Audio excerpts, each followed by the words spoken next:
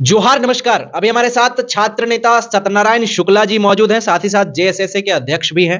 शुक्ला जी, सबसे पहले बहुत स्वागत है आपका सफर सच न्यूज में। बहुत बहुत धन्यवाद। जो जेपीएससी के छात्र इस चैनल से नहीं जुड़े हैं, प्लीज आप जुड़ जाइएगा। देखिए, आज हम लोग बातचीत करेंगे जेपीएससी के मुद्दे को लेकर के, क्योंकि बहुत ऐसे छात्र हैं जो बस एक आशा लगाए लिए बैठे रहते हैं दिन रात की सर हम लोग परीक्षा का तैयारी कर रहे हैं।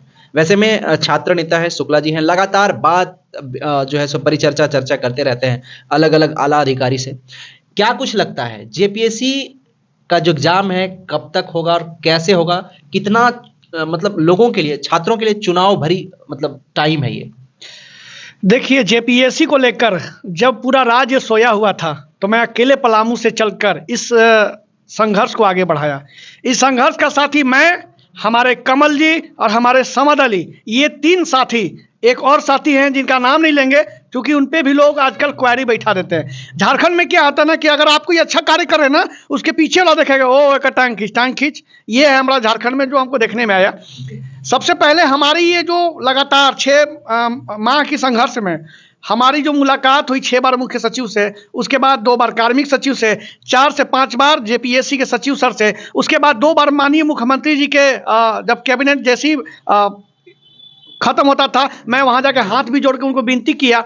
तो आप देखे होंगे कि ये सब संघर्ष के बाद ये संघर्ष शुरुआत हुआ था अगस्त में, और 15 दिसंबर को कैबिनेट में जो आपका ई बजट सत्र शुरू होने से पहले या उसी शुरुआत के दिन, उस दिन कैबिनेट बैठक हुई और अंततः नियमावली में मुहर लग गई। अब नियमावली में मुहर लग गई तो भैया छात्र तो इंतजार कर रहे हैं कि विज्ञापन कब आए।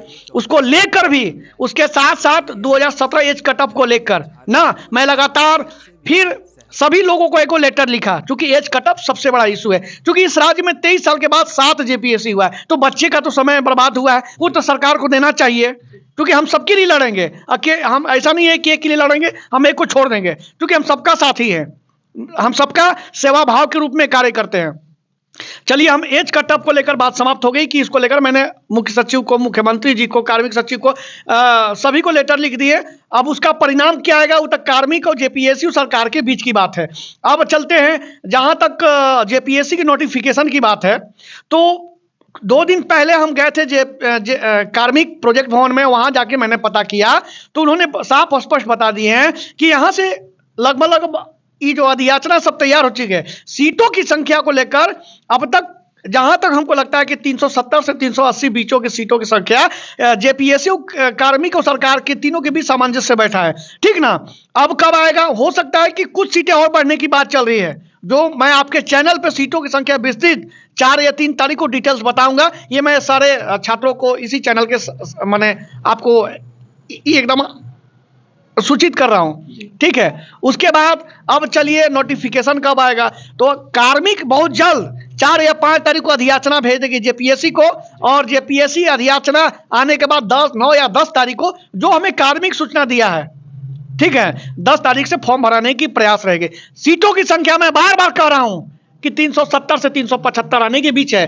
और मैं बता दे रहा हूं कि इस बार का जो कंपटीशन है छात्रों के लिए बहुत टफ है, वो अपना पढ़ाई नियमित रूप से जारी रखें। अच्छा, कहीं ये तो नहीं ये भी सरकार का समय बीत जाएगा और एग्जाम नहीं होगा? बहुत अच्छा प्रश्न है। देखिए, मैं एक बार जेपीएससी सचिव सर से मिला था। मैं नहीं, और भी छात्रों को लेके गए हैं, ऐसा नहीं है कि मैं अपने ही बात से उनको अवगत करा रहा हूं।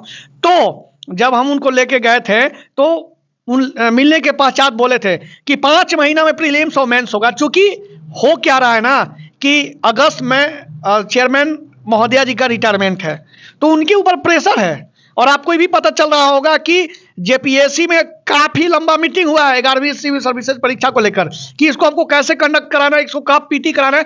5 महीने में पीटी और मेंस की एग्जाम होगी, 5 महीना में। और जहां तक बात है इंटरव्यू की बात, तो वो तो खैर आयोग तय करेगी। और मैंने आयोग को यह भी लिखित एक दिए आवेदन कि आप जेपीएससी का कैलेंडर जारी करिए ताकि बच्चे को और मोटिवेट हो और अपने देखिए पढ़ाई में लग जाए। देखिए, आप तमाम छात्रों का अगुआ है। जिस तरह से शादी ब्याह लोग करता है तो उसका एक अगुआ होता है, उस तरह से लाखों छात्रों का आप अगुआ हैं और आप अगुवाई कर रहे हैं।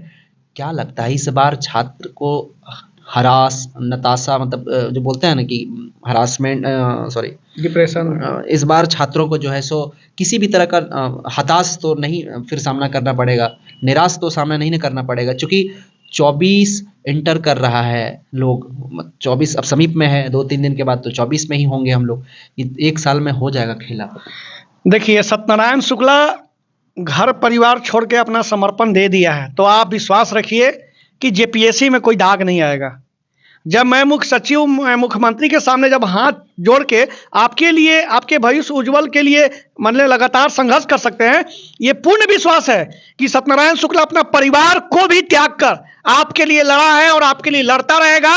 ये मुझे पूर्ण विश्वास है, बशर्ते आप मेहनत करके एक ऐसा पदाधिकारी बनिए जो इस राज्य में जितने भी पदाधिकारी आते हैं हम लोग को गोलमाल सिखाकर यहाँ के जनता को ठग कर निकल कर चले जाते हैं, लेकिन आप जनता का सेवक बनिए। आप मन से, जैसे मैं त्याग और समर्पण से जिस प्रकार संघर्ष किया उसी प्रकार आप समाज के लिए संघर्ष करिएगा, यही मेरी शुभकामनाएं हैं जेपीएससी के सारे छात्रों से। चलिए बहुत धन्यवाद शुक्ला जी, जेपीएससी का सारे डाउट्स क्लियर करने के लिए। बहुत बहुत धन्यवाद आपको भी। बाकी आप क्या सोचते हैं, जेपीएससी के तमाम विद्यार्थी अभ्यर्थी जो है क्या चाहते हैं, क्या आप अपना सुझाव अपना राय जरूर रखें कमेंट बॉक्स के जरिए। जोहार, नमस्कार, जय हिंद।